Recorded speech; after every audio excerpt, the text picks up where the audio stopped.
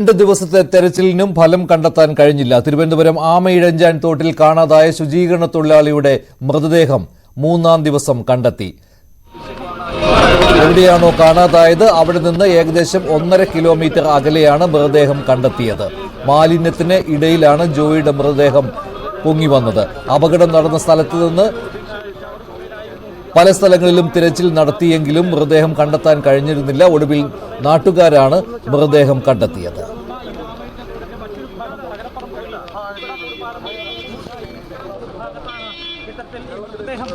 രാവിലെ ഞങ്ങൾക്ക് നിർദ്ദേശമുണ്ട് അതിങ്ങനെ ഇത് നോക്കണം, ഓട് മഴക്കാലമായിക്കൊണ്ടെങ്കിൽ അങ്ങനെ നോക്കി വരികയായിരുന്നു. അപ്പോൾ ഒരു സംശയം തോന്നി. അങ്ങനെ ഒരു മുള എടുത്ത് നമ്മളിങ്ങനെ നോക്കിയപ്പോൾ വെള്ളത്തിൻ്റെ മുകളിൽ ഇങ്ങനെ കിടക്കുകയായിരുന്നു. അങ്ങനെയാണ് നമ്മളെ ബോഡിയാണ് കമ്മന്ന നിലയിൽ കിടക്കുകയായിരുന്നു. നമ്മൾ ഉപ്പിലമ്പട് പാലത്തിൻ്റെ ഏകദേശം 1 കിലോമീറ്റർ വരും. കാണാൻ പറ്റുന്ന രീതിയിൽ തന്നെ വെള്ളത്തിന്റെ മുകളിൽ കാണാൻ പറ്റുന്ന രീതിയിൽ തന്നെ എത്ര മണിക്കായിരുന്നു കണ്ടത്? നമ്മളൊരു 9 മണിയൊക്കെ ആവും. ഇന്നലെയൊക്കെ ആ സ്ഥലത്ത് പരിശോധന നടത്തിയാണ്. ആ വഴിയൊക്കെ ഇന്നലെ പോയിരുന്നു. ഇന്നലെ മെനയാന്നിട്ട് നമുക്ക് അവിടെ ആയിരുന്നു, തമ്പാനൂരായിരുന്നു. അങ്ങനെ ഇന്ന് രാവിലെ ജയിച്ചില്ല നിർദ്ദേശിച്ചപ്പോൾ നമ്മളിങ്ങനെ ഒരു സൈഡിൽ നിന്ന് നോക്കി വന്നു. പരസ്പരം പഴിചാരുകയാണ് ഇപ്പോഴും തിരുവനന്തപുരം കോർപ്പറേഷനും റെയിൽവേയും. പ്രതിപക്ഷം ഇക്കാര്യത്തിൽ ശക്തമായ പ്രതികരണമാണ് നടത്തിയത്. തിരുവനന്തപുരം കോർപ്പറേഷന്റെയും റെയിൽവേയുടെയും അതുപോലെ തന്നെ സംസ്ഥാന സർക്കാരിന്റെയും ഏകോപനമില്ലാത്തതിന് സംസ്ഥാന സർക്കാരിന്റെയും അനാസ്ഥയാണ് ഈ ദുരന്തത്തിന് പിന്നിലെന്നാണ് പ്രതിപക്ഷം ആരോപിക്കുന്നത്. കഴിഞ്ഞ 2 ദിവസം കൊണ്ട് ആമയിഴഞ്ചാൻ തോട്ടിൽ നിന്ന് ടൺ കണക്കിന് മാലിന്യമാണ് നീക്കിയത്. ഈ പ്രവർത്തനങ്ങൾ നേരത്തെ നടത്തിയിരുന്നുവെങ്കിൽ ഈ ജീവൻ നഷ്ടമാകുമായിരുന്നില്ല. മേയർ ഇപ്പോഴും പറയുന്നത് റെയിൽവേയുടെ അനാസ്ഥ ഇക്കാര്യത്തിൽ ഉണ്ട് എന്നാണ്. മേയർ ഇന്ന് നടത്തിയ പ്രതികരണത്തിലേക്ക്. നഗരസഭ എന്നുള്ള നിലയിൽ പറയേണ്ട കാര്യങ്ങൾ ഇന്ന് ഞാൻ മനസ്സിലാക്കുന്നത് ബഹുമാന്യനായ തദ്ദേശ സ്വയംഭരണ വകുപ്പ് മന്ത്രി അദ്ദേഹം തന്നെ ഇന്നലെ ചില കാര്യങ്ങൾ പറഞ്ഞു, ഇന്നും അദ്ദേഹം പറയും. നമുക്ക് ഒരു കാരണവശാലും മാറ്റി നിർത്താൻ പറ്റുന്ന ഒരു പ്രവണതയല്ല. ഇപ്പൊ നമ്മൾ 2 ദിവസങ്ങളായി നമ്മൾ പൂർണ്ണമായി അവിടെ ഉണ്ടല്ലോ. ആ പ്രവണതകളൊന്നും മാറ്റി നിർത്താൻ കഴിയാത്തതാണ്. അതിൽ ആരൊക്കെയാണോ ഇടപെടേണ്ടത്, അതിൽ നഗരസഭ ഒരിക്കലും നഗരസഭയുടെ ഉത്തരവാദിത്തം മാലിന്യ സംസ്കരണ നമ്മൾ വിഡ്രോ ചെയ്യുന്നേയില്ല, നമ്മളെവിടെയും പറഞ്ഞിട്ടുമില്ല. അതിൽ മറ്റ് വകുപ്പുകൾ ചെയ്യേണ്ട കാര്യങ്ങൾ, അത് റെയിൽവേ ആകട്ടെ ഇറിഗേഷൻ ആകട്ടെ, അവരെ കൂടി ചേർത്ത് നിർത്തിക്കൊണ്ട്, പക്ഷെ അവർ ചെയ്യേണ്ട കാര്യങ്ങൾ അവർ ചെയ്യണം, അത് പ്രധാനമാണ്. അതിനാവശ്യമായ എല്ലാ സംവിധാനങ്ങളും നഗരസഭ ചെയ്യും. നഗരസഭയുടെ തുടർച്ചയായ ഇടപെടലിന്റെ അടിസ്ഥാനത്തിലാണ് ഇവരൊരു ടെൻഡർ കൊടുക്കാനെങ്കിലും തയ്യാറായത് എന്ന് നമുക്കിപ്പോൾ വ്യക്തമാണല്ലോ. അപ്പോൾ ആ കാര്യങ്ങളൊക്കെ നമുക്കിപ്പോൾ ഇതിന്റെ ഐഡന്റിഫിക്കേഷൻ നടക്കണം, മറ്റു പ്രൊസീജിയേഴ്സ് ഉണ്ട്. സ്വാഭാവികമായിട്ടും അങ്ങനെ ഒരു കൺഫർമേഷൻ വന്നു കഴിഞ്ഞാൽ അദ്ദേഹത്തിന്റെ കുടുംബത്തോടൊപ്പം നിൽക്കണം, അങ്ങനെയുള്ള കുറച്ച് കാര്യങ്ങളുണ്ട്. അപ്പോൾ നമുക്കറിയാം, നമ്മളെല്ലാവരുമുള്ള മാനസികാവസ്ഥ എന്ന് വെച്ചാൽ നമ്മൾ ഇത്രയും വൈകി പോലും നമുക്കൊരു ശുഭകരമായ വാർത്ത ഉണ്ടാവണമെന്ന് പ്രതീക്ഷിച്ചവരാണ് എല്ലാവരും. ഒരാൾ പോലും മറ്റൊരു രീതി ചിന്തിച്ചിട്ടുണ്ടാവില്ല. പൂർണ്ണമായി അവിടെ നിൽക്കുന്നവരാണ്. അത് എല്ലാവരും, കളക്ടർ ഉൾപ്പെടെ അദ്ദേഹം ഇങ്ങോട്ട് എത്തിച്ചേരും. എല്ലാവരും അങ്ങനെ തന്നെയാണ്. അപ്പൊ ഇന്നലെ രാത്രി തന്നെ നമ്മൾ ആ തിരച്ചിലൊക്കെ തുടരുന്ന സമയത്ത് നമ്മുടെ പ്രതീക്ഷ അതാണ്. അപ്പോ നമുക്കൊരു ഇതിന്റെ മറ്റു കാര്യങ്ങൾ വന്നതിന് ശേഷം ഒരു കാരണവശാലും വിട്ടുവീഴ്ചയില്ലാത്ത ഇടപെടൽ അത് സർക്കാരിന്റെ ഭാഗത്തുനിന്നും നഗരസഭയുടെ ഭാഗത്തുനിന്നും ഉണ്ടാകും. ഇപ്പൊ ജോയിയുടെ തിരോധാനവുമായി ബന്ധപ്പെട്ട് എത്ര ടൺ മാലിന്യമാണ് അവിടെ നിന്ന് നീക്കിയത്? അപ്പൊ ഇവർക്ക് ചെയ്യാൻ പറ്റുമല്ലോ, ഇവര് ചെയ്തില്ല. കോർപ്പറേഷനും റെയിൽവേയും തമ്മിൽ സംഘർഷം ഉണ്ടെങ്കിൽ അത് ഒത്തുതീർപ്പാക്കേണ്ടത് സർക്കാരല്ലേ? സർക്കാർ അവിടെ നോക്കുകുത്തിയായി നിന്നു. സംസ്ഥാനത്തുടനീളം ഈ മാലിന്യ നീക്കം സ്തംഭിച്ചു. അതിന്റെ ഭാഗമായി വ്യാപകമായി പകർച്ചവ്യാധികൾ പടർന്നു പിടിക്കുകയാണ്. അവര് നമ്മൾ എന്തെങ്കിലും ചോദിച്ചു കഴിഞ്ഞാൽ അവരെ വ്യക്തിപരമായ ആരോപണം ഉന്നയിക്കുന്ന രീതിയിലാണ് മറുപടി പറയുന്നത്. നമ്മൾ അതല്ലല്ലോ പറയുന്നത്. നമ്മൾ ഏത് വ്യക്തിയാണ് ആ കസേരയിൽ ഇരിക്കുന്നതെന്ന് അല്ലല്ലോ വിഷയം. ഒരു പൊസിഷനിൽ നമുക്ക് അവരോടല്ലേ പറയാൻ പറ്റുള്ളൂ, നമുക്ക് ഗവൺമെന്റിനോടല്ലേ പറയാൻ പറ്റുള്ളൂ. അവര് പറയുന്നത് ഒരു കുഴപ്പമില്ല എന്നാണ് പറയുന്നത്. കേരളത്തിൽ ഒരു കുഴപ്പമില്ല എന്നാണ് നിയമസഭയിൽ പറഞ്ഞത്. നമ്മളെല്ലാം മോശമായിട്ട് ഗവൺമെന്റിനെ അപകീർത്തിപ്പെടുത്താൻ വേണ്ടി പറഞ്ഞ രീതിയിലാണ് മറുപടി പറഞ്ഞത്. യാഥാർത്ഥ്യം അതല്ലല്ലോ. ഞങ്ങൾ നന്നായി ഹോംവർക്ക് ചെയ്ത് പബ്ലിക് ഹെൽത്ത് എക്സ്പേർട്ടുകളുമായി വിശദമായ ചർച്ച നടത്തിയതിനു ശേഷമാണ് അത് കേരളത്തിന്റെ ഫോക്കസിൽ കൊണ്ടുവരാൻ ഉത്തരവാദിത്തത്തോടുകൂടി ഞങ്ങൾ ചെയ്ത്. അതിനോടുള്ള അവർ കൊടുത്ത മറുപടി നിങ്ങൾ ശ്രദ്ധിക്കും. ഇന്നിപ്പോ എന്താ ഈ സ്ഥിതി? ഈ 2 കാര്യങ്ങളും ഞങ്ങൾ ഗൌരവത്തോടുകൂടി പറഞ്ഞ കാര്യങ്ങളാണ്. നഗരത്തിന്റെ സൗന്ദര്യം നിലനിർത്താനായി, നഗരത്തിലെ ജനങ്ങൾ സുഖമായി ജീവിക്കുന്നു എന്ന് ഉറപ്പുവരുത്താനായി സ്വന്തം ജീവൻ ബലിയർപ്പിച്ചിട്ടുള്ള ഒരാളാണ് ശ്രീ ജോയിയെക്കുറിച്ച് പറയുമ്പോൾ എനിക്കതാണ് പറയാൻ സാധിക്കുന്നത്. കേരളത്തെ സംബന്ധിച്ചിടത്തോളം കേരളത്തിൽ ഇത്തരത്തിലുള്ള ഒരു സംഭവം ഒരുപക്ഷെ ആദ്യമായിട്ടായിരിക്കും.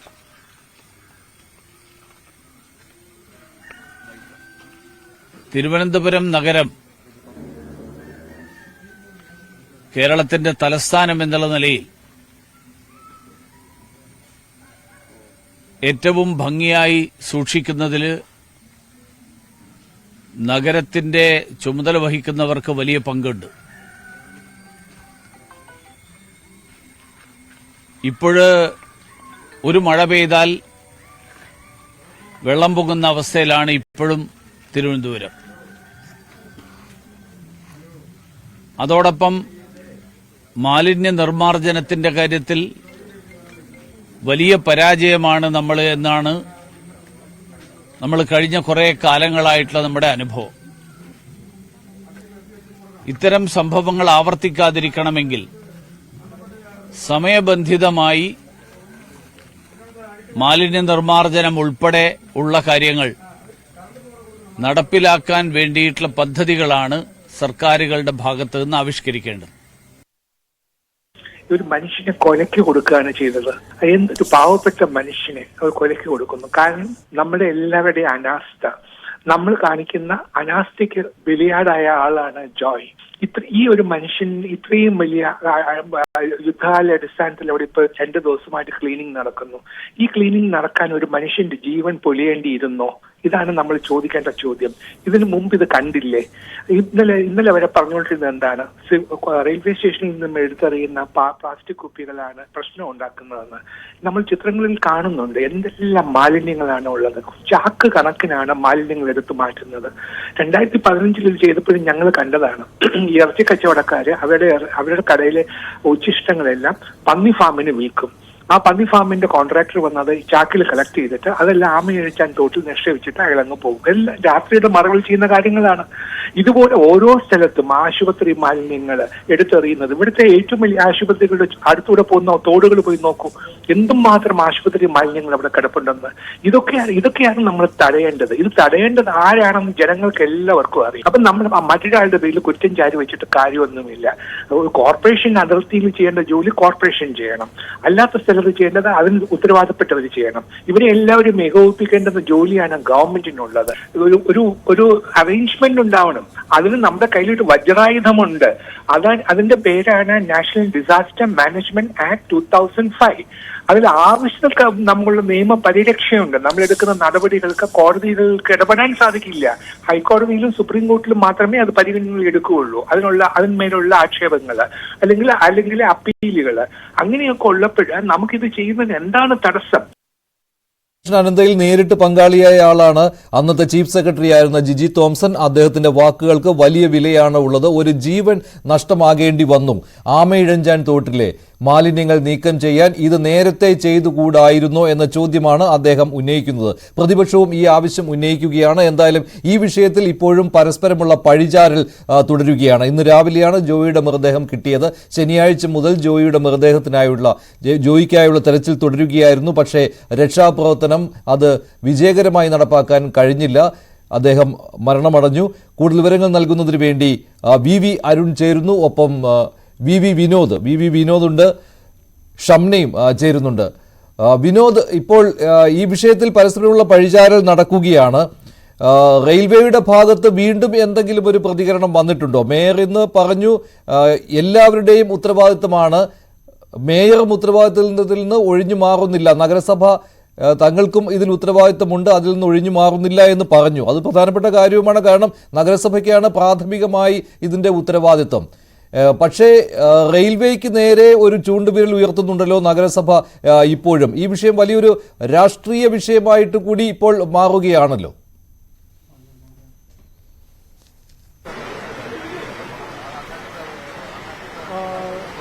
തീർച്ചയായും ഇത് ആരോപണ പ്രത്യാരോപണങ്ങൾ. ഇത് ഇപ്പോൾ ബിനോയ് വിശ്വം, CPI സംസ്ഥാന സെക്രട്ടറി ബിനോയ് വിശ്വം മോർച്ചറിയിലേക്ക് എത്തിയിട്ടുണ്ട്.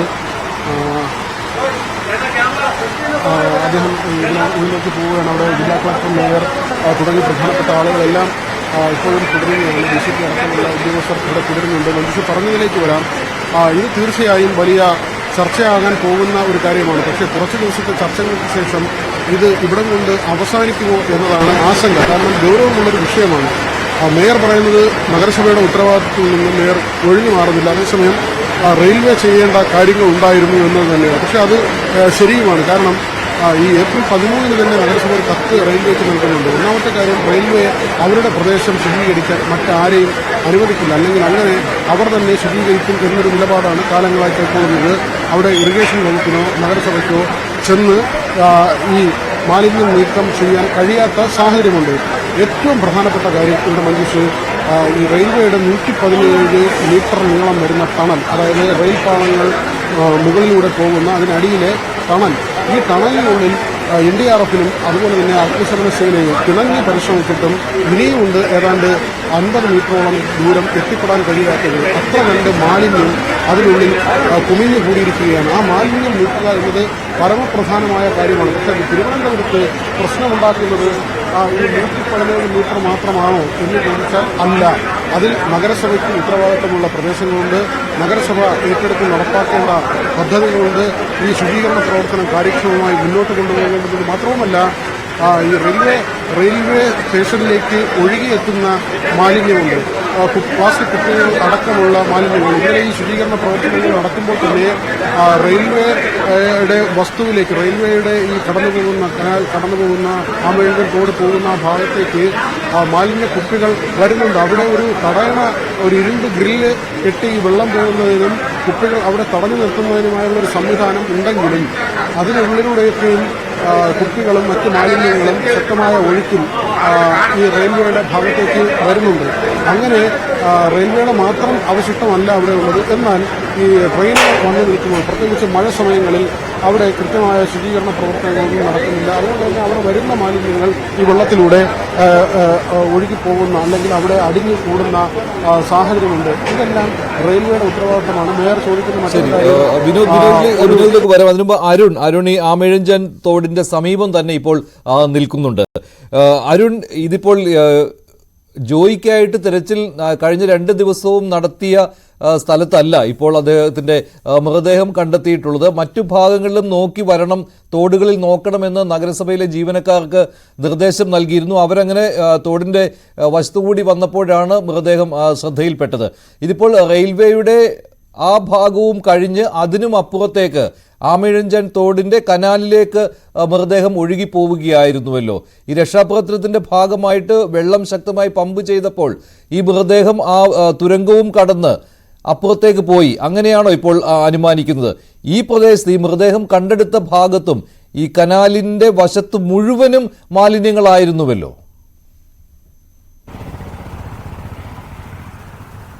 തീർച്ചയായും. എന്തുകൊണ്ടാണ് ആമേഴഞ്ചാൻ തോട് ഇങ്ങനെ മലിനമാകുന്നത്? എന്തുകൊണ്ടാണ് ആമേഴഞ്ചാൻ തോടിലൂടെ യഥാർത്ഥത്തിൽ വെള്ളം ഒഴുകിപ്പോകുന്നില്ല? നഗരം എന്തുകൊണ്ട് ചെറിയ മഴയിൽ പോലും വെള്ളക്കെട്ടിലാകുന്നു? അതിന് പ്രധാന കാരണം അത് തേടിയാണ് നമ്മൾ ഇന്ന് ഇപ്പോൾ ഈ യാത്ര നടത്തുന്നത്. ഏറ്റവും പ്രധാനം ആമേഴഞ്ചാൻ തോട്, തിരുവനന്തപുരം നഗരത്തിലെ 70% അനാവശ്യമായ ജലവും പാഴ് ജലവും കടലിലേക്ക് എത്തിക്കേണ്ട ജലവാഹിനിയാണ്. അവിടെയാണ് അതിന് കഴിയാതെ ആമേഴഞ്ചാൻ തോട് പലയിടത്തും ചിലയിടത്തൊക്കെ കുപ്പിക്കഴുത്തുകളായി ഒതുക്കപ്പെടുന്നു. മറ്റു ചിലയിടങ്ങളിൽ മാലിന്യം നിറഞ്ഞ് മലയായി തന്നെ പല ഭാഗങ്ങളിലും നിറയുന്ന അവസ്ഥയുണ്ട്. ഇപ്പോൾ ഞാനുള്ളത് അണമുഖത്താണ്. അണമുഖം വളരെ പ്രധാനപ്പെട്ട ഈ ആമേഴഞ്ചാൻ തോടും ഉള്ളൂർ തോടും അതുപോലെ തന്നെ ശ്രീകണ്ഠേശ്വരം തോടും ഒക്കെ ഒരുമിച്ച് ചേർന്ന് വേളിക്കായലിലേക്ക് പതിക്കുന്ന വളരെ പ്രധാനപ്പെട്ട ഒരു മേഖലയാണ് അണമുഖം. ഈ ഭാഗത്ത് ഒഴുക്ക് കൃത്യമായി പോകേണ്ടത്. ഈ തോട് ഇവിടെ അക്ഷാതൊരു 6-ന്റെ വലിപ്പത്തിലാണ്. കണ്ണമൂല, ചെന്നിലോട്, അതുപോലെ നെല്ലിക്കുഴിയൊക്കെ കഴിഞ്ഞാൽ ഒരു 6-ന്റെ അത്രയധികം വലിപ്പത്തിലാണ് ആമേഴഞ്ചാൻ തോട് കടന്നു വരേണ്ടത്. പലയിടത്തും അങ്ങനെയാണ്, എന്നാൽ ചില സ്ഥലങ്ങളിൽ അങ്ങനെയല്ല. അതൊരു പ്രധാനപ്പെട്ട മേഖലയാണ് ഈ അണമുഖം. ഈ അണമുഖം പാലത്തിലാണ് ഞാനുള്ളത്. ഇവിടെ നമുക്ക് കാണാം വലിയ ബഹുനില മന്ദിരങ്ങളും അതുപോലെ തന്നെ ഫ്ളാറ്റുകളും ഒക്കെ കെട്ടിപ്പൊക്കിയിരിക്കുന്നു. ഇതിൻ്റെയൊക്കെ നിർമ്മാണ സമയത്ത് തന്നെ വലിയ പരാതിയുമായി പരിസ്ഥിതി പ്രവർത്തകർ എത്തിയതാണ്. ഇത് ആമേഴഞ്ചാൻ തോടിന്റെ ഭാഗമാണ്. ആമേഴഞ്ചാൻ തോട് നികത്തിയുള്ള കയ്യേറ്റങ്ങളാണ്, കെട്ടിട നിർമ്മാണങ്ങളാണ്. അതിപ്പോഴും തുടരുന്നു. നേരത്തെ ഉണ്ടായത് മാത്രമല്ല, ഇതിന്റെ സമീപത്ത് പുതിയ ഫ്ളാറ്റ് സമുച്ചയങ്ങൾ ഈ റോഡിന്റെ ഇരു കരകളിലും വരുന്നു. അതായത് ആമേഴഞ്ചാൻ തോട് സുഗമമായി ഒഴുകിപ്പോകേണ്ട പാതകൾ, ഏതാനും തീരെ ജീവിക്കാൻ നിവൃത്തിയില്ലാത്ത ആളുകൾ കുടിലുകൾ കെട്ടി താമസിക്കുന്നത് മാത്രമല്ല, ബഹുനില ഫ്ളാറ്റ് സമുച്ചയങ്ങൾ, ആശുപത്രികൾ, വലിയ വാണിജ്യ സ്ഥാപനങ്ങളൊക്കെ ഈ തോട് കയ്യേറി വലിയ രീതിയിൽ നിർമ്മാണം നടത്തുന്നു. അതിൻ്റെ കാഴ്ചകൾ നമുക്ക് ഈ അണമുഖം ഭാഗത്ത് രണ്ട് വശത്തും കാണാനാകുന്നു. വലിയ വീതിയിൽ തോട് ഇവിടെ ഒരു ആറായി ഒഴുകേണ്ട സ്ഥലമാണ്. ഇപ്പോഴും വീതി ഉണ്ടെങ്കിൽ പോലും ഇതിൻ്റെ എത്രയോ ഭാഗങ്ങൾ കയ്യേറിപ്പോയിരിക്കും. അതായത് ജലം ഒഴുകേണ്ട വഴികൾ പൂർണ്ണമായും ആളുകൾ കൈയടക്കി വച്ചിരിക്കുന്നു. അതുതന്നെയാണ് നഗരത്തിലെ ഈ വെള്ളപ്പൊക്കത്തിൻ്റെ പ്രധാന കാരണങ്ങളിലൊന്ന്. തുടക്കത്തിൽ മാലിന്യങ്ങളാണെങ്കിൽ പിന്നീട് ഇങ്ങോട്ട് നമ്മൾ കണ്ടുവരുന്നത് പ്രധാനമായും ഈ കയ്യേറ്റങ്ങളാണ്. വലിയ രീതിയിലുള്ള ഭൂമി കയ്യേറ്റങ്ങൾ, തോടിൻ്റെ ഭൂമി കയ്യേറിയുള്ള നിർമ്മാണ പ്രവർത്തനങ്ങളും ഇതിൻ്റെ ഒഴുക്ക് തടസ്സപ്പെടുത്തുന്നു. നമുക്കറിയാം നഗരത്തിലെ ജലം 70% ഇതിലൂടെ കടലിലേക്ക് പതിക്കണമെന്നാണ് വയ്പ്. അതുണ്ടാകാത്തതാണ് നഗരത്തിലെ ഈ വെള്ളപ്പൊക്കത്തിന് പ്രധാന കാരണങ്ങളിലൊന്ന്. ഒബ്സർവേറ്ററി ഹില്ലിൽ നിന്ന് ആരംഭിച്ച് അവിടുന്ന് ഒഴുകിക്കളയുന്ന വെള്ളം പിന്നീട് ഊറ്റുകുഴിയിൽ നിന്നും സ്റ്റാച്യു ഊറ്റുകുഴിയിൽ നിന്നും ഒഴുക്കിക്കളയുന്ന വെള്ളം ബേക്കർ ജംഗ്ഷൻ റിസർവ് ബാങ്കിന് സമീപമെത്തി അവിടെ നിന്നാണ് പിന്നീട് തമ്പാനൂർ വഴിയും തകരപ്പറമ്പ് വഴിയും മഞ്ചൂരും പാറ്റൂരും കണ്ണമ്മൂലയും പിന്നിട്ട് ഈ ആക്കുളം ഭാഗത്തേക്ക് പോകേണ്ടത്. ആ ഭാഗങ്ങളിലാണ് ഇത്തരത്തിലുള്ള വലിയ മാലിന്യ നിക്ഷേപവും കയ്യേറ്റങ്ങളും ആമയിഴഞ്ചാൻ തോടിൻ്റെ ഗതിയെ നിയന്ത്രിക്കുന്നത്, ആമയിഴഞ്ചാൻ തോടിൻ്റെ സഞ്ചാരത്തെ തടസ്സപ്പെടുത്തുന്നത്. അതുകൊണ്ടുകൂടിയാണ് നഗരം ചെറിയ മഴയിൽ പോലും വലിയ വെള്ളക്കെട്ടുണ്ടാകുന്നത്. അതുകൊണ്ടാണ് ഈ ജോയിയെ പോലുള്ള മനുഷ്യജീവനുകൾ ഈ മാലിന്യം നീക്കാൻ, ഈ മാലിന്യം അത്യന്തം മാലിന്യം നിറഞ്ഞ ഈ വെള്ളത്തിലിറങ്ങി ജീവൻ വെടിയേണ്ട അവസ്ഥ വരുന്നത്. ജോയിയെ രക്ഷിക്കാൻ വേണ്ടി ആളുകൾക്ക്, ഫയർഫോഴ്സ് ഉദ്യോഗസ്ഥർക്കും നേവി ഉദ്യോഗസ്ഥർക്കുമൊക്കെ മനുഷ്യൻ തൊടാൻ പോലും അറപ്പ് തോന്നുന്ന, മനുഷ്യനെ കാല് വയ്ക്കാൻ പോലും തോന്നാത്ത അത്രയും മാലിന്യം കലർന്ന മോശമായ ആ വെള്ളത്തിൽ മണിക്കൂറുകൾ ഒരു ജീവൻ രക്ഷിക്കാൻ വേണ്ടി ശ്രമം നടത്തേണ്ടത് ഒടുവിൽ നിരാശരായി മടങ്ങേണ്ടി വരുന്നത്. തലസ്ഥാനവാസികൾ നഗരത്തെ മലിനമാക്കുന്നു. തലസ്ഥാനവാസികൾ ഈ ജലവാഹിനിയെ അത്യന്തം മലിനമാക്കുന്നു. അവരുടെ മാലിന്യ നിക്ഷേപത്തിനുള്ള സ്ഥലമായി ഇതിനെ കാണുന്നു. അധികാരികൾ അത് കണ്ണടയ്ക്കുന്നു. അതിനുമപ്പുറത്തേക്ക് സാധാരണക്കാർ ഒന്നോ രണ്ടോ സെന്റ് കയ്യേറും. എന്നാൽ വൻകിടക്കാർ ഏക്കർ കണക്കിന് തോടിൻ്റെ ഭൂമി കയ്യേറി വൻകിട നിർമ്മാണങ്ങൾ നടത്തി. അങ്ങനെയും ഇതിലൂടെയുള്ള ജലത്തിന്റെ ഒഴുക്ക് തടസ്സപ്പെടുന്നു. അതും നഗരത്തിനെ വെള്ളപ്പൊക്കത്തിൽ കൊണ്ടുപോകാനുള്ള പ്രധാന കാരണങ്ങളിലൊന്നാണ്. അരുൺ നേരത്തെ തന്നെ ഈ ആമയിഴഞ്ചാൻ തോടിന് അവിടുത്തെ ഈ മാലിന്യ പ്രശ്നം ചൂണ്ടിക്കാണിച്ച് പല റിപ്പോർട്ടുകളും ചെയ്തിട്ടുള്ള ആളാണ്. അവിടെയൊക്കെ ഈ ആശുപത്രികളിൽ നിന്നുള്ള ബെഡുകൾ പോലും അവിടെ എടുത്തിട്ടേക്കുന്ന ദൃശ്യങ്ങൾ അരുണിന്റെ ആ റിപ്പോർട്ടിൽ ഉണ്ടായിരുന്നു. ഇന്ന് പലരും അക്കാര്യം എടുത്തു പറയുകയും ചെയ്തിരുന്നു. ഇങ്ങനെയുള്ള ദൃശ്യങ്ങൾ പലതവണ കണ്ടതാണ്, എന്നിട്ടും ആരും കണ്ണു തുറന്നില്ല എന്ന്. കോടികൾ മുടക്കിയതാണല്ലോ ഈ നഗരസഭയുടെ പല പദ്ധതികളും ഈ ആമയിഴഞ്ചാൻ തോട് വൃത്തിയാക്കുന്നതിൽ. അത് ഓരോ മഴക്കാല പൂർവ്വ ശുചീകരണ പ്രവർത്തനങ്ങളും ഉണ്ടായിരുന്നു. ഇത്തവണ അത് വേണ്ടത്ര നടന്നിട്ടില്ല എന്ന കാര്യം വ്യക്തമാക്കുന്നതല്ലേ ഈ കഴിഞ്ഞ 2 ദിവസങ്ങളിലായി ആ തോട്ടിൽ നിന്ന് വാരിയ മാലിന്യങ്ങൾ നോക്കുമ്പോൾ കാണാനാവുക. അതുമാത്രമല്ല, ഈ റെയിൽവേയുടെ ഈ 120 മീറ്റർ പ്രദേശമാണ് ഇതിനെല്ലാം കാരണം എന്ന് പറഞ്ഞുകൊണ്ട് ഇപ്പോൾ കൈ കഴുകുന്ന ഒരു മേയറെയാണോ കാണുന്നത്? കഴിഞ്ഞ ദിവസങ്ങളിൽ അങ്ങനെയായിരുന്നു. ഇന്ന് പക്ഷേ അവരൊരു ഉത്തരവാദിത്തത്തിൽ നിന്ന് ഒളിച്ചോടുന്നില്ല എന്ന് പറയുന്നുണ്ടെങ്കിലും എങ്ങോട്ടാണ് ഈ ആരോപണം വരുന്നത് എന്ന് വ്യക്തമാണല്ലോ. ആ റെയിൽവേയുടെ 120 മീറ്റർ സ്ഥലം, അവിടുത്തെ മാലിന്യം വാരാത്തതാണ് ഈ പ്രശ്നങ്ങൾക്ക് കാരണമെന്ന് കോർപ്പറേഷൻ പറയുന്ന ഒരു അവസ്ഥയുണ്ടല്ലോ ഇപ്പോൾ. അത് പക്ഷേ പൂർണ്ണമായിട്ടും അംഗീകരിക്കാൻ പറ്റാത്തതാണല്ലോ. ബാക്കി പ്രദേശങ്ങൾ മുഴുവൻ കോർപ്പറേഷൻ്റേതാണല്ലോ. തീർച്ചയായും ഒരിക്കലും അത്തരമൊരു പഴിചാരലിലൂടെ രക്ഷപ്പെടാൻ കഴിയുന്നതല്ല നഗരസഭയ്ക്ക് ഈ പ്രശ്നത്തിൽ നിന്ന്. കാരണം വളരെ പ്രധാനപ്പെട്ട ഒരു മേഖല തന്നെയാണ് റെയിൽവേയുടെ ഈ ജോയി അപകടത്തിൽപ്പെട്ട ഭാഗം വളരെ പ്രധാനപ്പെട്ട തന്നെയാണ്. അവിടെ മാലിന്യങ്ങൾ വിനോദ് റിപ്പോർട്ട് ചെയ്ത പോലെ ഒരു മല പോലെ അല്ലെങ്കിൽ ഒരു വലിയ പാറക്കല്ലുകൾ പോലെ അവിടെ മാലിന്യങ്ങൾ അടിഞ്ഞുകൂടി കിടക്കുന്ന വസ്തുതയാണ്. അത് നീക്കം ചെയ്യേണ്ട പ്രാഥമിക ഉത്തരവാദിത്വം റെയിൽവേക്ക് കൂടി ഉള്ളതുമാണ്. പക്ഷേ അതിനും അപ്പുറത്തേക്ക് അവിടെ നിന്ന് ഒഴുകി വരുന്ന മാലിന്യങ്ങൾ അതിനുശേഷം തകരപ്പറമ്പിൽ നമ്മൾ കണ്ടതാണ്. ജോയിയുടെ മൃതദേഹം ഒഴുകി അതിനപ്പുറത്തേക്ക് പോകാത്തത് ഏതാണ്ട് 1 കിലോമീറ്റർ ചുറ്റുള്ള വരും തകരപ്പറമ്പ് വരെ. അതിനപ്പുറത്തേക്ക് പോകാത്തതിന് കാരണം അവിടെ കുമിഞ്ഞു കൂടിക്കിടക്കുന്ന മാലിന്യങ്ങൾ തന്നെയാണ്. ഒരുപക്ഷെ വിശ്വസിക്കാൻ കഴിയില്ല അതൊരു ജലാശയമാണെന്ന്. അത്രയും ഭാഗം ഏതാണ്ട് ഒരു 50-60 മീറ്ററെങ്കിലും അതൊരു ജലാശയമെന്ന് വിശ്വസിക്കാൻ കഴിയാത്ത തരത്തിലാണ് അവിടെ മാലിന്യങ്ങൾ അടിഞ്ഞുകൂടി കിടക്കുന്നത്. വലിയ ചാക്കുകളിൽ പ്ലാസ്റ്റിക് ക്യാരി ബാഗുകളിലൊക്കെ മാലിന്യങ്ങൾ നിറച്ച് അവിടുത്തെ വ്യാപാര സ്ഥാപനങ്ങൾ, അവിടെ അതുവഴി കടന്നു പോകുന്ന ആളുകളൊക്കെ നിക്ഷേപിക്കുന്നതാണ്. വീട്ടുകാരുടെയൊക്കെ അവസ്ഥ, ചുറ്റും താമസക്കാരുടെ സ്ഥലം, നമ്മുടെ ആളുകൾ സംസാരിക്കുകയും ചെയ്തു. അവിടെ അങ്ങനെ ഒഴുകി വരുന്നതിന് കാരണക്കാർ ആരാണ്? റെയിൽവേയുടെ ഭാഗം സ്വാഭാവികമായും അവർ വൃത്തിയാക്കണം, അല്ലെങ്കിൽ വൃത്തിയാക്കി നഗരസഭ അവരെ കൊണ്ട് ചെയ്യിപ്പിക്കണം.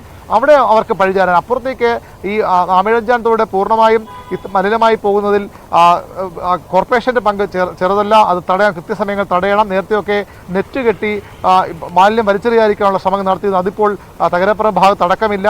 അതിനുമപ്പുറം മഞ്ജുഷ ഒരു തലസ്ഥാനത്ത് ജീവിക്കുന്ന ആളെന്ന രീതിയിൽ കൂടി ഞാൻ പറയുന്നു, ഈ തലസ്ഥാന നഗരം ഈ ഗതിയിലാകാൻ കാരണം തലസ്ഥാനവാസികളുടെ വലിയ പങ്കുണ്ട്.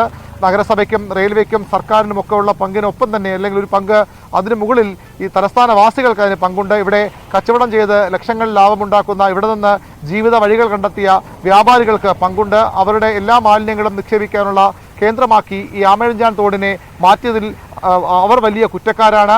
നഗരസഭ ഇതിൽ ഒന്നാം പ്രതിയാണെങ്കിൽ, റെയിൽവേ ഇതിലെ കൂട്ടുപ്രതിയാണെങ്കിൽ, അതിനുമൊക്കെ അപ്പുറത്തേക്ക് പ്രധാന പ്രതി നമുക്ക് പറയേണ്ടത് ഈ തലസ്ഥാന വാസികളെ തന്നെയാണ്. അത്രയധികം മലിനമാക്കുന്നു ഈ ജലാശയത്തെ, അല്ലെങ്കിൽ വെള്ളം ഒഴുകിപ്പോകേണ്ട തലസ്ഥാനത്ത് വെള്ളപ്പൊക്കം ഉണ്ടാകാതെ തലസ്ഥാനത്ത് ജനജീവിതം സാധാരണ രീതിയിൽ പോകാൻ വേണ്ടി കൂടി നിർമ്മിച്ച പണ്ടങ്ങോ നിർമ്മിച്ച അല്ലെങ്കിൽ സ്വാഭാവികമായി രൂപപ്പെട്ട ജലാശയങ്ങളുണ്ട്. അതിനെയൊക്കെ ഇത്തരത്തിൽ മലിനമാക്കുന്നതിൽ, അതിനെയൊക്കെ ഈ വേസ്റ്റ് ഡംപിംഗ് യാർഡുകളാക്കി മാറ്റുന്നതിൽ, ഒരുപക്ഷെ വിളപ്പിൽശാലയൊക്കെ ഉള്ള സമയത്ത് നമ്മൾ കണ്ടിരുന്ന ദൃശ്യങ്ങളാണ് പലപ്പോഴും ഈ ആമയിഴഞ്ചാൻ പല ഭാഗങ്ങളിലും നമുക്ക് കാണാനാകുന്നത്. മഞ്ജുഷ് നേരത്തെ സൂചിപ്പിച്ച പോലെ ഒരു വീട്ടിലെ എല്ലാ സാധനങ്ങളും കേടാകുമ്പോൾ, അത് ഫ്രിഡ്ജാകട്ടെ, വാഷിംഗ് മെഷീനാകട്ടെ, കട്ടിലുകളും മെത്തകളുമാകട്ടെ, അല്ലെങ്കിൽ ഗൃഹോപകരണം, മറ്റ് അടുക്കളയിൽ ഉപയോഗിക്കുന്ന ഉപകരണങ്ങളാകട്ടെ, എന്തും കൊണ്ട് കളയാനുള്ള ഒരു സ്ഥലമായി തലസ്ഥാനവാസികളിൽ വലിയൊരു വിഭാഗം ഈ ആമയിഴഞ്ചാൻ തോടിനെ കാണുന്നു. വ്യാപാരികൾ അവരുടെ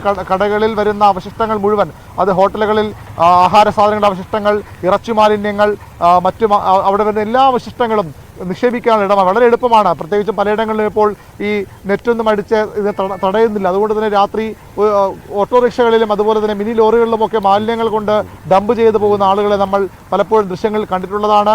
അതുപോലെ തന്നെ ടൺ കണക്കിന് പഴവർഗ്ഗങ്ങൾ, ഓറഞ്ചും ഒക്കെ കൊണ്ട് ഈ തകരപ്പറമ്പിൽ തന്നെ നിക്ഷേപിച്ചു പോയ സംഭവങ്ങൾ അടുത്തിടെ നമ്മൾ കണ്ടതാണ്. അത്തരത്തിൽ എന്തും നിക്ഷേപിക്കാം, എന്ത് മാലിന്യവും പെട്ടെന്ന് കൊണ്ട് കളയാവുന്ന ഒരിടമാക്കി ഈ തലസ്ഥാനത്തെ ജനങ്ങൾ ഇതിനെ ഉപയോഗിക്കുന്നു. അതേസമയം കൃത്യമായി അത് തടയാൻ, നിയമപരമായി തടയാൻ നടപടി, ശിക്ഷ വാങ്ങിക്കൊടുക്കാൻ നഗരസഭയും പോലീസും മറ്റ് ഏജൻസികളും തയ്യാറാകുന്നില്ല. വരുന്ന മാലിന്യങ്ങൾ നീക്കം ചെയ്യാൻ എന്തായാലും ഈ കഴിഞ്ഞ 2 ദിവസം കണ്ടത് എത്രത്തോളം മാലിന്യം ആമയിഴഞ്ചാൻ തോട്ടിലുണ്ട്, ആ ദൃശ്യങ്ങൾ കഴിഞ്ഞ 2 ദിവസമായി കണ്ടുകൊണ്ടിരിക്കുകയായിരുന്നു. അത് അവിടെ രക്ഷാപ്രവർത്തനം നടത്തിക്കൊണ്ടിരുന്ന സ്കൂബ ഡൈവേഴ്സും അതുപോലെ തന്നെ നേവിയുടെ ടീമും ഒക്കെ വാരിയെടുത്തത് ടൺ കണക്കിന് മാലിന്യങ്ങളാണ്. ഇനിയും കുമിഞ്ഞുകൂടിയിരിക്കുന്ന മാലിന്യങ്ങൾ ധാരാളമായിട്ട് ആമയിഴഞ്ചാൻ തോട്ടിലുണ്ട്. അത് നഗരസഭയുടെ പ്രദേശത്തുമുണ്ട്, റെയിൽവേയുടെ 120 മീറ്റർ ആ ഭാഗത്തും മാലിന്യങ്ങൾ അടിഞ്ഞുകൂടി ഇരിക്കുകയാണ്. ഇവിടെയും കടന്നാണ് ജോയിയുടെ മൃതദേഹം കണ്ടെത്തുവാൻ കഴിഞ്ഞത് ഇന്ന് രാവിലെ. ഇതിനും അപ്പുറത്ത് റെയിൽവേ ട്രാക്കിനും അപ്പുറത്തുള്ള പ്രദേശത്ത് ആമയിഴഞ്ചാൻ തോടിൻ്റെ കരയിലാണ്. ഇതൊക്കെ ആ ഭാഗത്തു നിന്നുള്ള ദൃശ്യങ്ങളാണ്. ഇന്ന് രാവിലെ മൃതദേഹം കണ്ടെടുക്കുമ്പോൾ അതിന് തൊട്ടടുത്ത് ഈ ദൃശ്യങ്ങളാണ് കാണാൻ കഴിഞ്ഞത്. സ്വാഭാവികമായിട്ടുള്ള ഒഴുക്ക് തടസ്സപ്പെട്ടിരിക്കുന്ന പ്രദേശമാണ് ഇവിടെയും. റെയിൽവേ ട്രാക്കിനും അപ്പുറത്താണ് ഈ പ്രദേശം ഉള്ളത്. അവിടെ വശങ്ങളിലൊക്കെ ധാരാളം കടകളുണ്ട്, ജനങ്ങൾ താമസിക്കുന്ന പ്രദേശങ്ങൾ കൂടിയാണ്. ഇതാണ് ആമയിഴഞ്ചാൻ തോടിൻ്റെ ഇപ്പോഴത്തെ ദൃശ്യം. നഗരത്തിലെ ഒരു മാലിന്യം വാഹിനി എന്ന് പറയുന്ന രീതിയിലേക്കാണ് കാര്യങ്ങൾ. ഇതെവിടെ ക്ലീൻ ചെയ്തു, എവിടെ വൃത്തിയാക്കി നഗരസഭ എന്ന ചോദ്യം ഉയരുമ്പോൾ പരസ്പരമുള്ള പഴിചാരൽ തന്നെയാണ്. ഇപ്പോഴും ഒരാഴ്ച മുമ്പാണ് ഇതേ വിഷയം നിയമസഭയിൽ പ്രതിപക്ഷം ഉന്നയിച്ചത്. പക്ഷേ അത് തെരഞ്ഞെടുപ്പ് പെരുമാറ്റച്ചട്ടം നിലനിന്നതിനാൽ ചില താമസങ്ങൾ ഉണ്ടായി എന്ന് പറഞ്ഞ് കൈ കഴുകുകയായിരുന്നു സർക്കാർ. പക്ഷേ ഇപ്പോൾ ഒരു ജീവൻ തന്നെ വിലയായി നൽകേണ്ടി വന്നു എന്നതാണ് യാഥാർത്ഥ്യം. ശുചീകരണ തൊഴിലാളിയായ ജോയിയുടെ മരണം മനഃപൂർവ്വമായ നരഹത്യയാണെന്ന് BJP സംസ്ഥാന അധ്യക്ഷൻ കെ സുരേന്ദ്രൻ. മേയർക്കെതിരെ നരഹത്യയ്ക്ക് കേസെടുക്കണം, റെയിൽവേയുടെ തലയിൽ കെട്ടിവെച്ച് ഉത്തരവാദിത്വത്തിൽ നിന്ന് ഒളിച്ചോടുകയാണെന്നും കെ സുരേന്ദ്രൻ പറഞ്ഞു. ഇന്നലെ മുതൽ മിനിഞ്ഞാന്ന് മുതൽ നാം കേട്ടുകൊണ്ടിരിക്കുന്ന ഒരു വാദം, ഇത് റെയിൽവേയുടെ സ്ഥലത്താണ്, റെയിൽവേ ആണ് ഇതിനെല്ലാം ചെയ്യേണ്ടിയിരുന്നത്, നഗരസഭയ്ക്ക് ഇതിനൊരു ഉത്തരവാദിത്വമില്ല എന്ന്. ഇത് മനഃപൂർവമായ നരഹത്യ തന്നെയാണ്. മേയർ ഉൾപ്പെടെയുള്ള ആളുകളുടെ പേരിൽ കേസെടുത്ത്, മനഃപൂർവമായ നരഹത്യക്ക് കേസെടുത്ത് നിയമ നടപടികൾ സ്വീകരിക്കുകയാണ് വേണ്ടത്. ഗുരുതരമായ കൃത്യവിലോപം നടന്നിരിക്കുന്നു. സ്വന്തം ഉത്തരവാദിത്തം മറച്ചുവെച്ച് മറ്റുള്ളവരുടെ തലയിൽ കെട്ടിവെക്കാനാണ് സർക്കാർ ശ്രമിച്ചത്. നഗരസഭയുടെ ഭരണസമിതി ശ്രമിച്ചത്. ഉത്തരവാദപ്പെട്ട രാഷ്ട്രീയ നേതാക്കളും മന്ത്രിമാരും അത്തരത്തിലുള്ള പ്രചാരവേലയാണ് തിരുവനന്തപുരത്ത് നടത്തിയത്. തിരച്ചിലിനിടയിൽ ഇത്തരത്തിലുള്ള രാഷ്ട്രീയ പ്രചരണങ്ങൾ നടത്തരുത് എന്നുള്ളതുകൊണ്ടാണ് ഇന്നലെ ഈ കാര്യം സൂചിപ്പിക്കാതിരുന്നത്. നെയ്യാറ്റിൻകരയ്ക്ക് സമീപമുള്ള മാരായമുട്ടം എന്ന സ്ഥലത്താണ് ജോയിയുടെ വീട്. അവിടെ ജോയിക്ക് അമ്മ മാത്രമാണ് ഉള്ളത്. തിരിച്ചു വരും എന്ന പ്രതീക്ഷയായിരുന്നു അമ്മയ്ക്കുള്ളത്. പക്ഷേ ഇന്ന് രാവിലെ മൃതദേഹം കണ്ടെടുത്തതോടുകൂടി അവർ പൊട്ടിക്കരയുകയായിരുന്നു. ജനപ്രതിനിധികൾ അങ്ങോട്ട് എത്തുന്നുണ്ട്. മേയറും സ്ഥലത്ത് എത്തിയിരുന്നു. പ്രതികരണങ്ങളിലേക്ക്.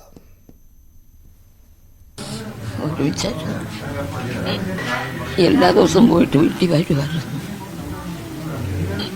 3 ദിവസം കഴിഞ്ഞ പ്രാവശ്യം തന്നെ പോയത്. എല്ലാ ദിവസവും പോയിട്ട് വരും. അമ്മ മാത്രമേ ഉള്ളൂ വീട്ടിൽ. അതുകൊണ്ട് അമ്മ ഒറ്റയ്ക്കായതുകൊണ്ട് എല്ലാ ദിവസവും വരുമായിരുന്നു വീട്ടിൽ. എന്ത് പണിക്ക് വിളിച്ചാലും പോകും. വേറെ ഏത് പണിക്ക് വിളിച്ചാലും പോകും. ഒരു ജോലിയും കിട്ടിയില്ലെങ്കിൽ ആക്രി പണിക്കൊണ്ടൊന്ന് വിറ്റടിക്കാനെങ്കിലും പോകും. ചുമ്മാ ലഭിക്കില്ല.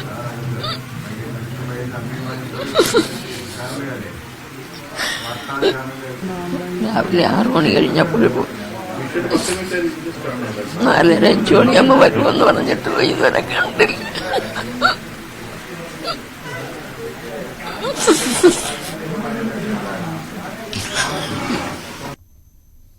മാരായമുട്ടത്ത് തുടർച്ചയായി ഇത് 2ാമത്തെ അമ്മയാണ് അനാഥമാകുന്നത്.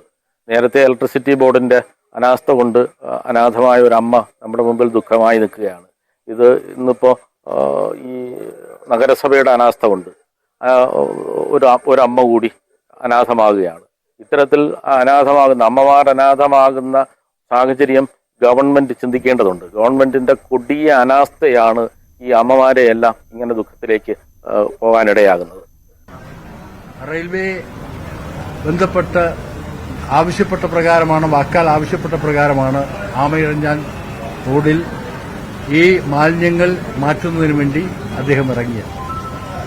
എന്നാൽ കുത്തൊലിപ്പ് വരികയും മാലിന്യങ്ങൾ നിറച്ച വെള്ളം പിന്നെ മഴയും കൂടെ ചേർന്ന് വെള്ളത്തിന്റെ ഒഴുക്കിൽപ്പെട്ട് അദ്ദേഹം അകാലത്തിൽ നമ്മിൽ നിന്ന് പൊലിഞ്ഞുപോയി.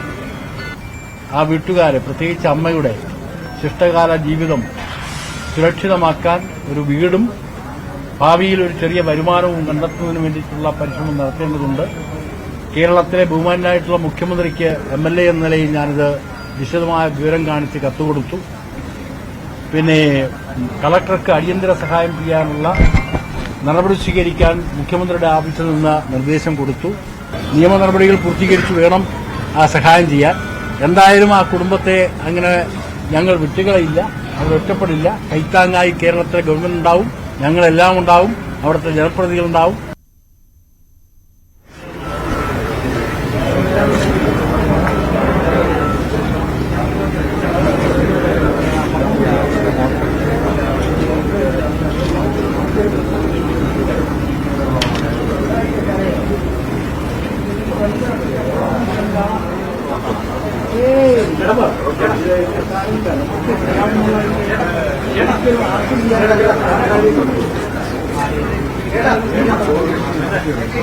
നമ്മളുടെ പ്രതീക്ഷയ്ക്ക് വിരുദ്ധമാണ് സംഭവിച്ചത്. എന്നുവെച്ചാൽ ഇതിന്റെ അടിയിലുണ്ടാവും 153 മീറ്റർ വീതിയിൽ റെയിൽവേ ട്രാക്കും സ്റ്റേഷനും പണിതൊക്കെയാണ്. സ്വാഭാവികമായും അവിടുന്ന് ബോഡി താഴെ പോയി കഴിഞ്ഞാൽ ഗ്രില്ലുണ്ട്. ഈ ഗ്രില്ലിന്റെ ഇടയിലൂടെ പോകുമെന്ന് ആരും കരുതിയിരുന്നില്ല. ഗ്രില്ല് അടച്ചിരുന്നു.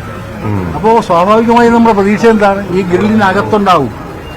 ആ ഗ്രില്ലിനകത്ത് ഓടിയെ തപ്പുക എന്നുള്ളതായിരുന്നു. അതിനാണ് സ്കൂബാഡും അവരും എല്ലാം പരിശ്രമിച്ചത്.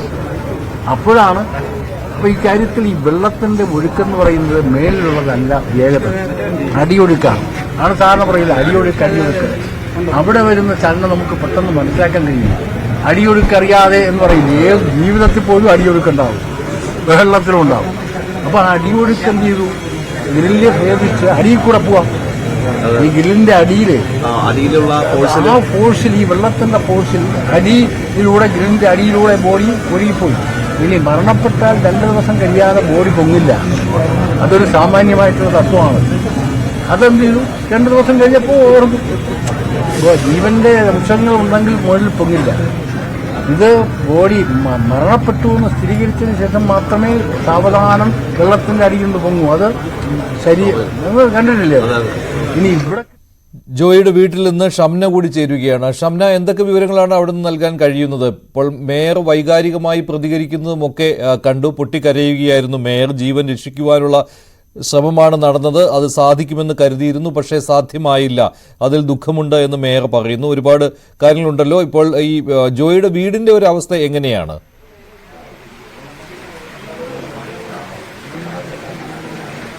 നമ്മളിപ്പോൾ ഉള്ളത് ജോയിയുടെ സഹോദരൻ്റെ വീട്ടിലാണ്. ഇതിന് തൊട്ട് പുറകിലാണ് ജോയിയുടെ വീട്. ആ വീട്ടിലേക്കുള്ള വഴി ഇപ്പോൾ പൂർണ്ണമായും തകർന്നിട്ടുണ്ട്. ഒരു ചെറിയ വഴിയായിരുന്നു അങ്ങോട്ടുണ്ടായിരുന്നത്, അത് പൂർണ്ണമായും ഇപ്പോൾ തകർന്നിട്ടുണ്ട്. അതുകൊണ്ട് തന്നെ അങ്ങോട്ട് പോകാൻ കഴിയില്ല. ജോയിയുടെ അമ്മ ഇപ്പോൾ സഹോദരൻ്റെ വീട്ടിലാണ്. ഒരു സഹോദരനും 2 സഹോദരിയുമാണ് ജോയിക്കുള്ളത്. എന്തായാലും ജോയും അമ്മയും മാത്രമായിരുന്നു ആ വീട്ടിലുണ്ടായിരുന്നത്. ആ വീട്ടിൽ കറണ്ടില്ല, വഴിയില്ല, വളരെ ദയനീയമായ, ഏത് നിമിഷവും ഇടിഞ്ഞു വീഴാവുന്ന ഒരു അവസ്ഥയിലാണ് ആ വീടുള്ളത്. ഏത് നിമിഷവും ആ വീട് ഇടിഞ്ഞു വീഴാവുന്ന ഒരവസ്ഥയിലാണ്. കഴിഞ്ഞ കുറച്ച് നേരത്തെ അമ്മ നമ്മളോട് സംസാരിച്ചിരുന്നു. ശനിയാഴ്ച രാവിലെ 6 മണിക്ക് പോയതാണ് ജോയി. വൈകിട്ട് 5 മണിയോടെ തിരിച്ചു വരുമെന്ന് പറഞ്ഞിട്ടാണ് പോയത്. പക്ഷേ ഇതുവരെയും കണ്ടില്ലെന്ന് അമ്മ പറഞ്ഞു. വളരെ സങ്കടകരമായ, ദുഃഖകരമായ ഒരു അവസ്ഥ തന്നെയാണ് ഇവിടെ ഉള്ളത്. നമ്മോടൊപ്പം ഇപ്പോൾ ഇവിടുത്തെ പ്രദേശവാസികളും എല്ലാവരും ഉണ്ട്. ജോയിയുടെ അമ്മയും സഹോദരിയുമാണ് ഉള്ളത്. എന്തായാലും വളരെ ദുഃഖകരമായ ഒരവസ്ഥയാണ്. കഴിഞ്ഞ ശനിയാഴ്ച രാവിലെ പോയതാണ്, 6 മണിക്ക് പോയതാണ് ജോയി. ഈ തോട്ടിൽ 46 മണിക്കൂറിലെ തിരച്ചിലിനൊടുവിൽ ജോയിക്ക് ഒരു പോറൽ പോലും ഇല്ലാതെ തിരിച്ച് കിട്ടും ജോയി എന്നാണ് ഇവർ പ്രതീക്ഷിച്ചിരുന്നത്. ആ പ്രതീക്ഷയിൽ തന്നെയായിരുന്നു ഈ കുടുംബം ഉണ്ടായിരുന്നത്. എന്നാൽ വളരെ വേദനിപ്പിച്ചുകൊണ്ട് നിരാശകരമായ ഒരു ഫലമാണ് നമുക്ക് 46 മണിക്കൂറിൻ്റെ തിരച്ചിലിനൊടുവിൽ കിട്ടിയത്. നമ്മുടെ എന്തായാലും ഇവിടെ പ്രദേശവാസികളുണ്ട്. ചേച്ചി, ഞാൻ അടുത്തുള്ളത് തന്നെ ജോയിയുടെ ബന്ധുവാണ് ഞാൻ. ജോയിയുടെ അമ്മ അവിടെ ഇരിക്കണേ, അവരുമായിട്ട് സംസാരിച്ചില്ലേ? എല്ലാ ജോലിക്കും അവൻ ഏത് പണിക്കും പോണതാണ്. അവന് പൈസ ജോലി ചെയ്ത് പൈസ വാങ്ങിക്കുക എന്നുള്ളത് മാത്രമാണ് അവൻ്റെ ലക്ഷ്യം. അവൻ എല്ലാ ജോലിക്കും പോണതാണ്. ഇന്ന ജോലിയെന്ന് അവൻ മാറ്റി നിർത്തിയല്ല ചെയ്യണേ. ഏത് ജോലിക്കും അവനെ വിളിക്കുകയും ചെയ്യും. എന്ന് വെച്ചാൽ അവൻ്റെ കഴിവിൻ്റെ പരമാവധി അവൻ ജോലി ചെയ്യണ പയ്യനാണ്. അതുകൊണ്ട് എല്ലാവരും അവനെ ജോലിക്ക് വിളിച്ചുകൊണ്ട് പോകും. അവൻ ജോലി ചെയ്ത് വൈകുന്നേരത്ത് എന്നും 4 മണി 4:30 ആകുമ്പോഴത്തേക്ക് വീട്ടിൽ എത്തുന്നതാണ്. പക്ഷെ ഇന്ന് മെനഞ്ഞാന്ന് അവനെ കാണാനില്ല. ദുഃഖകരവും വേദനാജനകവുമായ സംഭവമാണ് ഉണ്ടായത്. അപകടത്തിൽ ദാരുണമായി കൊല്ലപ്പെട്ട ജോയിയുടെ വിയോഗത്തിലുള്ള അഗാധമായ ദുഃഖം, അനുശോചനം രേഖപ്പെടുത്തുകയാണ്. ഇത്രയാണ് ഈ ഘട്ടത്തിൽ ഇപ്പോൾ പറയാനുള്ളത്. ഇപ്പോ ആശുപത്രിയിൽ വെച്ച് ഞാൻ വേറൊരു കാര്യം പറയാൻ ഉദ്ദേശിക്കുന്നില്ല. ബാക്കി കാര്യങ്ങൾ ഞാൻ വിശദമായിട്ട് നിങ്ങളെ കാണുന്നുണ്ട്, വിശദമായി തന്നെ കാണുന്നുണ്ട്. സാധാരണ അതിനൊരു നടപടിക്രമമുണ്ട്. ക്യാബിനറ്റ് ചർച്ച ചെയ്തിട്ടാണല്ലോ തീരുമാനിക്കുക. ഗവൺമെന്റ് ഒരു കാര്യത്തിൽ അപ്പോൾ പ്രഖ്യാപിക്കാറില്ല. ക്യാബിനറ്റ് ചർച്ച ചെയ്തിട്ടാണ് കാര്യങ്ങൾ തീരുമാനിക്കുന്നത്. അങ്ങനൊരു നിവേദനം ബഹുമാനപ്പെട്ട MLA നൽകി കഴിഞ്ഞിട്ടുണ്ട് എന്നാണ് ഞാൻ മനസ്സിലാക്കുന്നത്. ബാക്കി ക്യാബിനറ്റ് ചർച്ച ചെയ്ത് തീരുമാനിക്കേണ്ട കാര്യമാണ്. MP Rajesh Thiruvananthapuram medical college ആശുപത്രിയിലാണ് ഉള്ളത്. അല്പസമയത്തിനകം ജോയിയുടെ മൃതദേഹം നാട്ടിലേക്ക് കൊണ്ടുപോകും. ജോയിയുടെ മരണത്തിന് പൂർണ്ണ ഉത്തരവാദി ഇന്ത്യൻ റെയിൽവേ ആണെന്നാണ് മന്ത്രി V ശിവൻകുട്ടി പറഞ്ഞത്. മാലിന്യ നീക്കം നടത്തേണ്ടത് റെയിൽവേയാണ്. ഇന്ത്യൻ റെയിൽവേ പരമാവധി നഷ്ടപരിഹാരം ജോയിയുടെ കുടുംബത്തിന് നൽകണമെന്ന് V ശിവൻകുട്ടി ആവശ്യപ്പെട്ടു. പ്രതിപക്ഷ നേതാവിന്റെ ആരോപണങ്ങൾ രാഷ്ട്രീയ ലാക്കോടെ ഉള്ളതാണെന്നും മന്ത്രി V ശിവൻകുട്ടി പറഞ്ഞു.